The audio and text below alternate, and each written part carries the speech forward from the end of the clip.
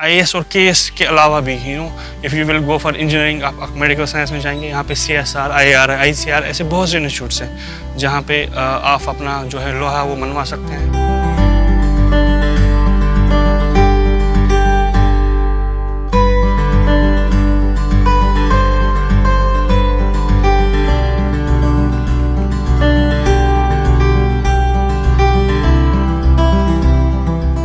रात को ही मुझे ये न्यूज़ आई कि मेरा सिलेक्शन हुआ है as a senior scientist in CSR. तो एक्चुअली इसका इंटरव्यू जो था वो मैंने कुछ 3-4 महीने पहले दिया था। तो this is first type of recruitment जो डायरेक्ट हुई है एज ए सीनियर साइंटिस्ट। तो मैं बहुत ही एक्चुअली पहले तो बहुत ही सरप्राइज़ हुआ मैं कि मेरा सिलेक्शन हुआ बेसिकली, क्योंकि ऑलरेडी वहाँ पे उनके अपने बहुत से ऑलरेडी जो साइंटिस्ट जो काम कर रहे थे वहाँ पे इंस्टीट्यूट में, और ये इंडिया का सबसे बड़ा पब्लिकली फंडेड R&D ऑर्गेनाइजेशन है। तो मुझे बहुत ज़्यादा खुशी हुई बेसिकली कि मेरा सिलेक्शन हुआ इसमें एज अ सीनियर साइंटिस्ट। तो बेसिकली जो मेरा काम करने का जो स्कोप रहेगा that will be basically on renewable energy, solar जो है हमारा सोलर बायोमास जो है एनर्जी पे रहेगा।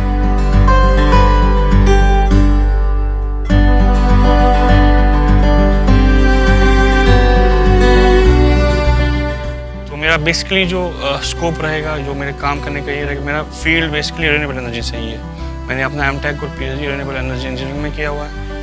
तो मैं चाहता हूँ कि मेरा जो थीम रहे वो J&K बेस्ड ही ज़्यादा रहे, क्योंकि हमें यहाँ पे जो इलेक्ट्रिसिटी और जो हीटिंग की जो प्रॉब्लम होती है विंटर्स में, उसको हम कैसे कम करें।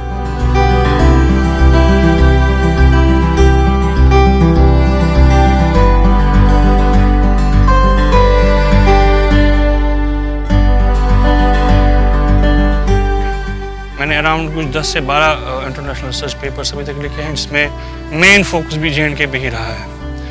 और इसके अलावा मैंने 3 बुक्स भी लिखी हुई हैं, जिसका एक जो कि नेशनल पब्लिशर से लिखी हुई है और 2 जो है इंटरनेशनल पब्लिशिंग हाउस जो लैब जर्मनी से है।